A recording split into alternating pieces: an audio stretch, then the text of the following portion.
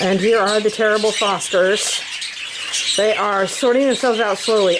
Most of these hens have very dark sears, so I think they're at the end of their cycle, which kind of explains why they're being so kind of mellow and relaxed about this. They're not in a big hurry, but it'll happen. They do seem to be changing boxes around, though. Unlike my prediction. You know, they make you a liar every damn time.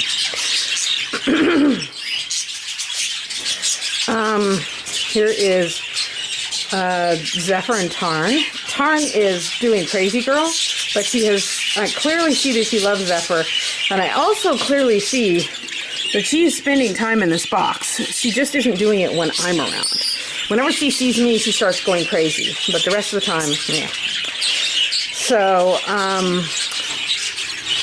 this is, she's back in the box again. This is Gifion and Doherty. And they're, they probably have 2 eggs in there by now, but I just fed them, so the cocks are in feeding their hens. See, there's the wet feed right there. So this is Charlie and his hen, and they had their fertility check today, and they have fertility.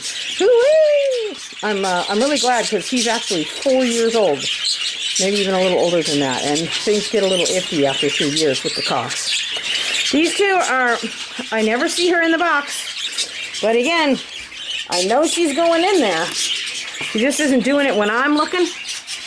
And her sear is changing. So I'm going to get an egg pretty soon. She's just one of these little girls that's a little nervous about this whole thing.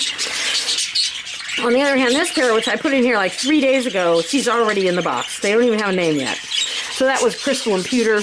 They're both split to recessive pied. And these guys don't have names yet, but they're going gangbusters.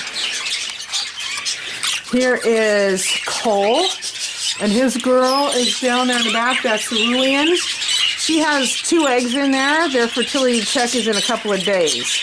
I'm pretty sure they'll be fertile because I've seen them doing their thing. And this is Miss Robin, who has a whole bunch of eggs down here that she sits on faithfully, including a cockatiel egg. And I'm going to do a fertility check. I'm guessing the cockatiel egg will be blank because the hen is not living with her cock right now. But I could be wrong. Hens store sperm. So we'll see. Her fertility check is Wednesday. It should be interesting. This is a brand new pair I just set up. This guy got shipped to me from San Francisco and lost in the mail. He was near death by the time I got him after 4 days in that box. But he made it. And he's plumped up and is looking good. And I picked out this little hen for him. And we'll see what they do.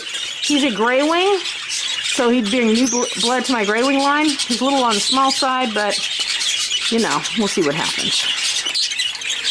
So this is Mercy and Harley.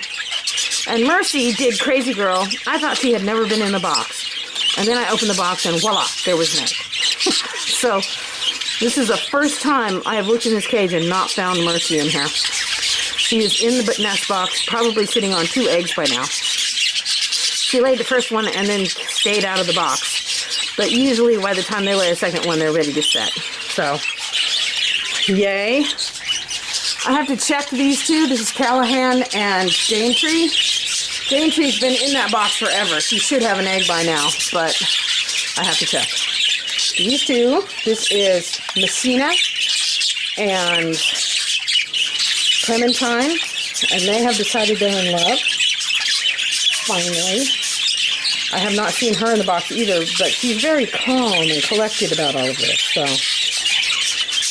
these 2, Asher, the gray cock, has been in here for a while, but I just changed hens on him, so he's still, they're kind of working out too. They're going to be way behind everybody else.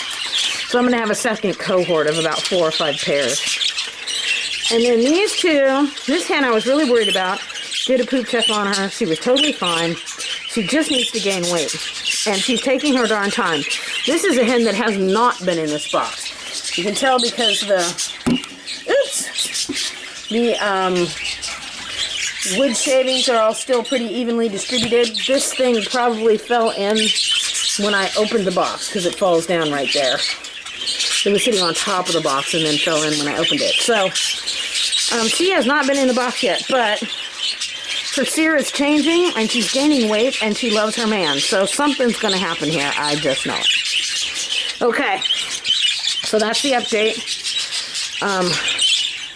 Look at that. Is that silly? He's just over there laying eggs. She sets on them. It's really quite endearing to see how much he takes care of her. When they're inside the box, you don't get to see it as much, but these cocks really pamper their ladies. Oh, look, there's a foster in a box. That's the yellow-faced hen, and that is not the box she usually goes in. It seems like everybody has changed around. Who knew? But at least nobody's bloody. That's a big plus. This, look, ooh, tail is bouncing. See that egg bump under her tail? And the bounce? She's going to lay an egg any minute. So one of these boxes is going to get permanently taken, and I think it's going to be this one over here, because she spent a lot of time in there, and she just drove off a hen that tried to peek in. So she'll lay that egg, and then she'll move into that box to set, and nobody else will go in there, because if they do, she'll bite the shit out of them. So that'll leave 3 hens and 3 boxes to go. Anyway, so they're going along though, and you know, I definitely need them. Pairs that I need fosters for will be this pair right here. He's a recessive pied, and he's a very high value recessive pied because he's big and he's got a head. But he's also a spangle, and I need to breed out that spangle. And when I bred him to Robin, I only got 2 live babies, and they were both spangles. So my goal here is to keep every egg that she lays, so that when they hatch out and I get a non-spangle, I will keep it for my breeding program. So they need fostering, so they'll have 3 eggs of their own to raise, and then the rest will go under foster. Other birds that need fostering is these 2. They are both split to recessive pied, which means 1 in 4 of their babies statistically should be recessive pied, but you never know if that's actually going to happen. The other thing is the cock has the white dot on the back of his head. It indicates he's a split, and if they have a baby that has the white dot, I can use that as well, because it guarantees that they are a split. Whereas these birds are both splits, but they are capable of throwing a chick that's a normal and has no recessive pied in it. So it all depends on how the genes mix around. So those birds are definitely going to get, they're high value, and I need as many babies as I can get out of them. Then I have a few others that I'm really interested in. Oh, and this is another pair. These 2 are both split to gray wing. However, we lost her first 2 eggs. I doubt she'll lay more than 4 more. So if I'm fostering anything, it will be maybe 1 egg out of these 2. So that means there will be room for some birds that are just high value pairings, such as Cole and Cerulean, and Charlie and Valdivian. Those are both high value pairs because it's fresh blood and because the parents are high quality. So that's the plan. Let's see what happens.